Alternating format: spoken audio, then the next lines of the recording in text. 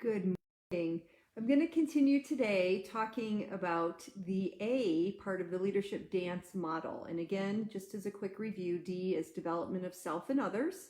So A, we've shifted into action. And last week I spoke about Craig kind of sits on our shoulder and does this in our ear and tells us all of that and we don't know how to do and tries to break us down. So today, the thing I wanted to talk about is two things: limiting beliefs and assumptions. Limiting are things that we feel rights, our duties, permissions, beliefs about the world or about ourselves that hold us back. And limiting beliefs are something, again, we all have. It's like our little inner critic.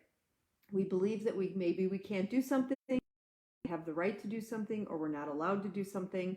And so there's a way we can change that. And again, all of these things take work and take time. That's why I thought I'd include this in action, because this is something we have to take action on. So if you think about it, write down, again, I'm a big fan of writing things down. What beliefs do you have about, again, your right to do something or permissions or your abilities hold you back? What are those things? We have to first identify them and acknowledge that they're there. Sometimes the acknowledging is the hard part. Then we need to look at the core of that. What's going on? Why do we believe a certain thing about ourselves or our ability? Where does that come from? Many times it comes from way back in childhood or in past relationships or issues with our parents or siblings or friends. Those things came from somewhere, and oftentimes we carry them with us throughout our lives, not really resolving them. So once we figure out where they came from, then we want to do this.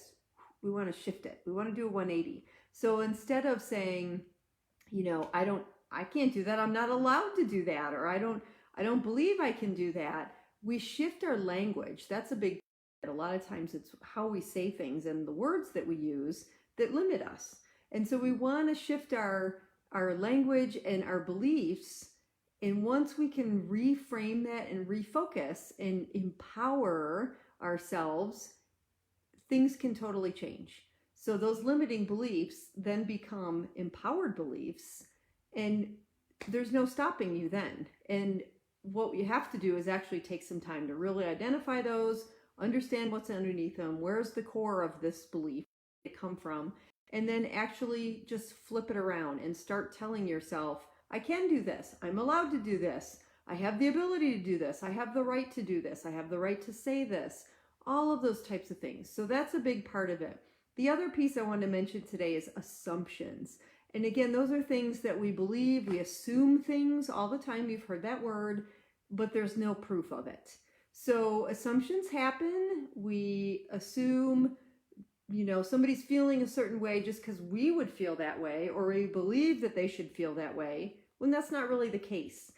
I've talked in other videos about the importance of asking questions and getting clarification. So if something feels like an assumption, like I'm kind of assuming this is what's going on, ask a question.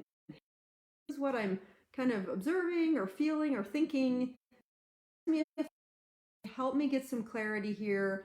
A lot of communication misunderstandings happen when we make things. So again, this is all actionable items, changing how we believe in the world around us and those assumptions. And once we're able to get a handle on what those things are, where they came from, why they happen, then we can shift our language that we use around those things, and they